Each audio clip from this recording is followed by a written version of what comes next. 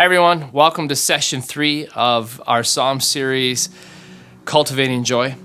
Last week, we learned about the lament of the psalmist, and we were encouraged by Will to be honest with God about how we feel about the different situations and circumstances that are in our life. To not fake, not hold it in, but to honestly tell God how we feel about what He's allowed to come into our life and how that's a good thing. And how the psalmist had confidence in who God was and was able to say these things to God, understanding that ultimately God is the one who allowed it to be there, and ultimately God is okay with hearing about how we feel about it. This week, we're going to continue in our series with the complaint of the psalmist. Hope you enjoy.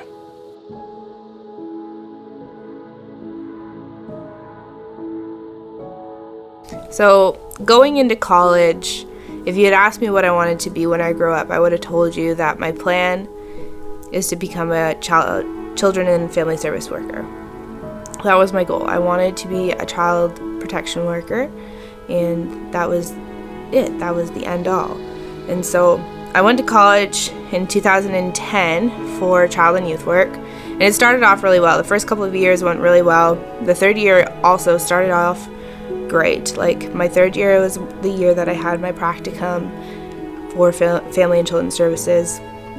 I went through my interview process and everything, and they had told me, like, we're only interviewing a couple candidates, you're looking really good. And it was awesome, and I landed the position, and I excelled. Like, I was doing really well. I was doing more than what the college expected of me, and it was going really, really well. Christmas time hit, and I had a series of unfortunate events happen. Like, it started with the most bizarre letter in the mail telling me that my license had been suspended, and I needed my license to work for Family and Children's Services because you're constantly driving to and from people's houses. And so that had been suspended for a complete error on their part. And then another thing happened, and another thing happened, and it ended up leading to me losing that practicum. And I can't remember doing anything else but literally yelling at God, like, what are you doing? Why are you ruining my plans? Like, this is what we planned for. This was the end all. This is what was going to happen. And everything fell apart. I wasn't able to graduate the year that I was supposed to. I ended up having to extend my studies an extra year, and everything was falling apart. And my complaint to God constantly was, what are you doing? Why are you ruining my plans? I was very angry with God in that time of my life. There was no planning around it. I just had to kind of accept that my life was not going the way I planned for it. There was nothing else for me to do. We've been talking about getting honest with God, getting brutally honest with God. If you recall last week, if you were with us, we went through Psalm 42, and Psalm 42 is really a communal lament. It's lamenting the suffering that comes when a group, when an entire community is deported, when it is exiled, when it experiences slavery and suffering at the hands of another group. But there is the kind of pain that is deeper, and it's the one where an individual is exiled or deported or removed from his own community, and that's the kind of pain that we want to talk about today. So that's Psalm 42. Psalm 88, like Psalm 42, is composed by the same group of people as last week, the Korites. So it is also meant to be sung or what. It's meant to be enacted in community, but it is really a private lament, and we need to see it as such. And it is a category of complaint where much of the complaining is directed to God, whereas lament is really lamenting someone's situation. So I thought it was important that we do an individual complaint because there are people in our community that need words for the experience of their own suffering. And I would say most of us probably wouldn't be able to identify with Psalm 88, but we're called to sing it anyway, and I think there's good purpose to it. Verses 1 and 2 open up with a plea to the God of salvation, as it typically does. It is always a very specific God. It is not a generic God. It is not a spiritual power. It is a God who is personally vested in their life because that's what they've confessed. And so that's who the God that they're appealing to. The remainder of the psalm really is a song of an experience where the one suffering is descending, and he's descending farther and farther away from his community, farther and farther away from wholeness. And the way he describes it in many different ways is that he is being pushed to the edge of hell, or the grave. Sheol is the Hebrew word. It is the place where names are forgotten, where you're only a statistic. It's the place where the afflicted go to lick their wounds, and that is basically their primary purpose in life, is just to tend to their wounds and to do it in loneliness and in darkness. And so that's verses 3 through 9. It gets interrupted by a series of rhetorical questions, and they're aimed directly at God, and they're intended to motivate God to act. And so they're very interesting kinds of questions. Things like, do you work wonders for the dead? Right? And so you can try to imagine the tone of the voice of this person who's in hell. It is certainly not a soft question. Sometimes we kind of soften these sorts of things. He talks about, is your faithfulness proclaimed in the grave, right? And so it's shrill. It's a very pointed question, and it's directed to God. The pleas get more earnest, verses 13 through 18. You can sort of sense that the cries day and night, he's more earnest with it. And the way the psalmist feels is, as his plea gets more earnest, he is only afflicted with more punishment, that God just responds to his prayer with more punishment. I don't know if you've ever felt that way when praying to God for healing or renewal or restoration, that all you end up getting is more punishment. That's the psalmist here. The final verse is where we learn the real nature of the affliction. And that is, we learn what hell really is. And hell is the place where you find yourself in, where even your own spouse, your beloved, has rejected you. Those closest to you, those whom you've put your trust, those who you've done life with, your best friends, the companions, when they look upon him with horror, right? And so that's where he's at. There's sort of a totality of social rejection that he's describing here. He is completely rejected to the point where his only friend is darkness. And so it is a very low, low place to be. And really it is the total loss of human dignity, of human worth, of human value. All meaning is lost. There's nothing to look forward to. All the proper experience of life is foreign to him, has escaped him. So when we read this in the context of the creation song, Psalm 104 that we did week 1, or if you read Psalm 8, it really extols human dignity. It proclaims it from the rooftops that human dignity is praised and it is elevated.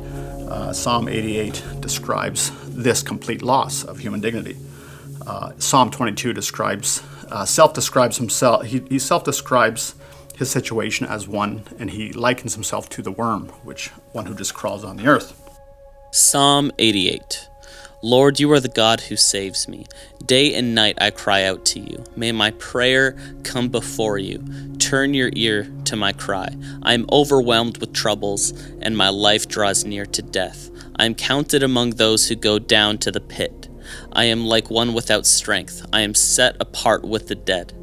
Like the slain who lie in the grave, whom you remember no more, who are cut off from your care. You have put me in the lowest pit, in the darkest depths.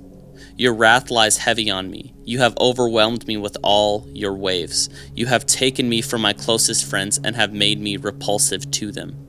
I am confined and cannot escape. My eyes are dim with grief. I call to you, Lord, every day. I spread out my hands to you. Do you show your wonders to the dead? Do their spirits rise up and praise you? Is your love declared in the grave and your faithfulness in destruction? Are your wonders known in the place of darkness, or your righteous deeds in the land of oblivion? But I cried to you for help, Lord. In the morning my prayer comes before you. Why, Lord, do you reject me and hide your face from me?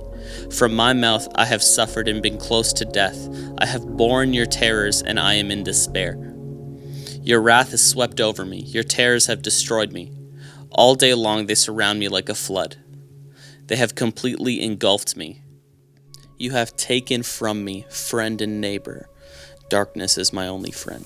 When we think about the theology in Psalm 88, I really think it's the kinds of questions that all humanity wrestles with. Any sane human being has sort of struggled with the question of suffering, of evil, and particularly if you subscribe or ascribe to a God who is good, the problem of pain becomes that much more sharpened, I think. And that's where we as a Christian community, we say that God is good, and that's one of his attributes. But why the suffering? Why the evil? And why the kind of suffering that is undeserved when you think of a girl being raped and probably raped by someone they know, right? Or a whole community being born in slavery. They're born a slave, and their whole life they work and they extract minerals simply to make diamond rings and stuff, and that's their purpose in life. How dehumanizing is that? And so we're talking about the problem of evil and a good God, and so it's a very difficult thing to wrestle with. And what we realize is that our ideas of righteousness and justice aren't always acknowledged by God, and so God's ways and his justice are foreign to us at times, and we don't know how to reconcile that. And so this psalm wrestles with that. It's very much like Job. And when I think about the lessons for us in this psalm as we go through it, like me, you probably can't identify it as being one who's afflicted so much that he's lived all his life on the margins. And so the lesson for them is that human dignity is not lost.